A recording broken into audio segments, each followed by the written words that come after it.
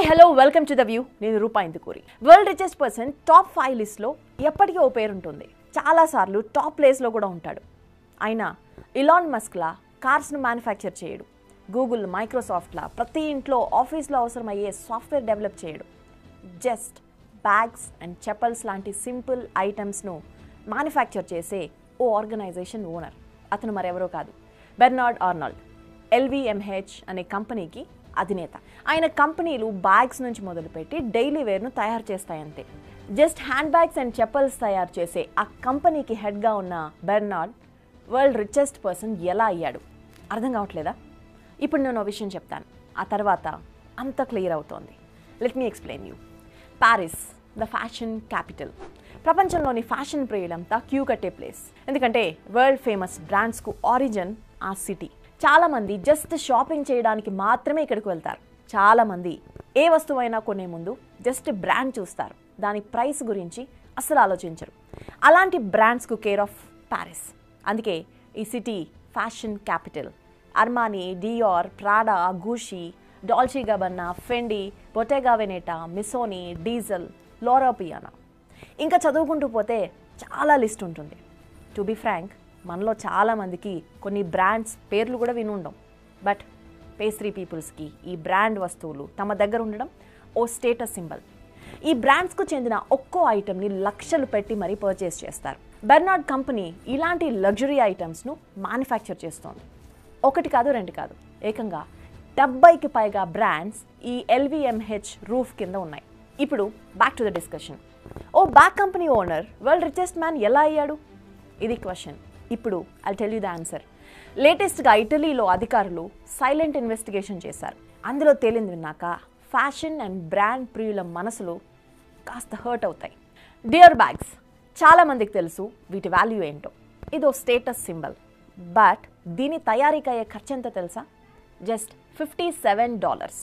మన కరెన్సీలో చెప్పుకోవాలంటే అటు ఇటుగా $4,700.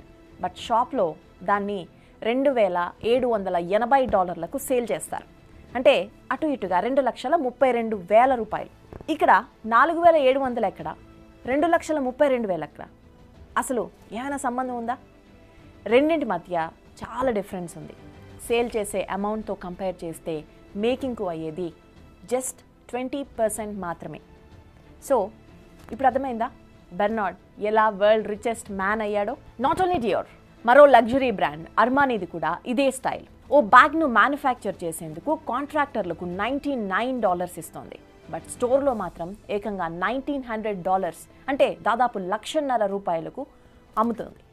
ఈ మొత్తం సినారియోలో మీకేమర్థమవుతోంది? ఈ టాప్ లగ్జరీ బ్రాండ్స్ మనకు బ్యాగ్స్ను మాత్రమే అమ్ముతున్నాయా? నో, ఓ స్టేటస్ సింబల్ని ఇస్తున్నాయి. టు బి ఫ్రాంక్, వారి మార్కెటింగ్ టెక్నిక్స్ ట్రాప్లో చాలామంది ఇరుక్కుపోతారు.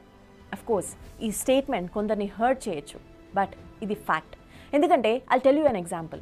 ఈ లగ్జరీ ఐటమ్స్ సాధారణ వ్యక్తులకు అమ్మరు. ఈ ఐటమ్స్ కొనాలంటే ఒక క్రైటీరియా ఉంటుంది. ఫస్ట్ ఆ బ్రాండ్తో కస్టమర్ రిలేషన్షిప్ పెంచుకోవాలి. వాళ్ళ క్రైటీరియా లిస్ట్కు మీరు మ్యాచ్ కావాలి. అప్పుడే వాళ్ళ బ్రాండ్ ఐటమ్స్ను మీకు సేల్ చేస్తారు. అప్పటి వరకు మనం వారి ఐటమ్ను పర్చేస్ చేయలేం. అఫ్కోర్స్ నాట్ ఆల్ బ్రాండ్స్, కానీ కొన్ని అల్ట్రా లగ్జరీ షోరూమ్స్లో ఈ రూల్స్ ఉంటాయి తెలుసా? అంటే ఆ బ్రాండ్ ఐటెం కొనకపోతే మన స్టేటస్ సింబల్ దిగజారిపోయినట్టే అనే ఈగోను నిద్రలేపుతారు. ఇంకేముంది, అలాంటి బ్రాండ్స్ తమ వద్ద ఉండాల్సిందే అని క్యూ కట్టి లక్షలు పోసి మరీ పర్చేస్ చేస్తారు. కానీ హార్డ్ రియాలిటీ ఏంటంటే ఒక్కోసారి 1000 times యాక్చువల్ ప్రైస్ కంటే ఎక్కువ ఇచ్చుకుంటారు. Not only bags, perfumes, chappal, sandals, everything. కొంతమందికి బ్రాండ్స్ అంటే పిచ్చి. అలాంటి వారంతా ఈ కంపెనీలకు రెగ్యులర్ కస్టమర్స్. డియోర్ కావచ్చు, అర్మానీ కావచ్చు. ఈ రెండు కంపెనీస్పై ఇన్వెస్టిగేషన్ చేసినప్పుడు ఇంకొక విషయం కూడా తెలిసింది. అదే శ్రమ దోపిడీ. ఫుల్లీ డెవలప్డ్ కంట్రీస్లో కూడా ఇలాంటి సిచ్యువేషన్స్ ఉన్నాయా అనిపిస్తోంది. చాలామంది వలస వచ్చిన వారితో ఈ లగ్జరీ ఐటమ్స్ను తయారు చేపిస్తున్నారు. వారికి సరైన లివింగ్ కండిషన్స్ కూడా ఇవ్వట్లేదు. ఎలాంటి సేఫ్టీ నార్మ్స్ కూడా పాటించడం లేదు. బట్ చక్కగా డిజైన్ చేసిన గూడ్స్ను అద్దాల షాప్స్లో అక్కడో ఐటమ్ పెట్టి ఇలా లక్షలు వసూలు చేసి సొమ్ము చేసుకుంటున్నారు. వాళ్ళ దగ్గర కుప్పలుగా డబ్బు ఉంది, కొనుక్కుంటారు. మీకేం బాధ అనే క్వశ్చన్ మీకు రావచ్చు. ఎస్, అఫోర్డ్ చేయగల వాళ్ళు నిరభ్యంతరంగా పర్చేస్ చేయొచ్చు. దీంతో ఎవ్వరికీ ఏ సమస్య లేదు. బట్ స్టేటస్ కోసం, కాస్త ఆర్థిక స్తోమత అటు ఇటుగా ఉండి తప్పక మనసొప్పక డబ్బును ఖర్చు చేస్తున్న వారు మాత్రం ఇకపై హ్యాపీగా ఉండొచ్చు. ఎందుకంటే మీ మనసుకు మీరు సమాధానం చెప్పుకోవచ్చు. ఎందుకంటే దాని ఒరిజినల్ వాల్యూ ఏంటో ఇప్పుడు మీకు తెలిసిపోయింది. ఇన్ బిట్వీన్ ద లైన్స్ ఇక్కడ ఇంకో విషయం కూడా ఉంది. నిజానికి ఒరిజినల్ క్వాలిటీ కావాలంటే కాస్త డబ్బు ఖర్చు చేయాల్సిందే, తప్పదు. ఎందుకంటే నాసిరకానికి కాస్త క్వాలిటీకి మధ్య ఉన్న తేడా మన ఇండియన్స్కు తెలిసినంతగా ఎవ్వరికీ తెలియదు. బట్ ఇలా లక్షలు మాత్రం కొమ్మరించాల్సిన అవసరం అయితే లేదనిదే మా అభిప్రాయం. టు బి ఫ్రాంక్, చాలామంది బిలియనియర్స్ చాలా సింపుల్ లైఫ్ను లీడ్ చేస్తున్నారు. డౌన్ టు ఎర్త్ అనేలా వారి లైఫ్ స్టైల్ ఉంటుంది. కానీ కొందరు మాత్రం తగ్గేదేలే అనే స్టైల్లో దూసుకుపోతున్నారు. బాటమ్ లైన్ ఏంటంటే ఎవరి లైఫ్ వారిది, ఎవరి టేస్ట్ వారిది. దానిని మనం జడ్జ్ చేయలేం.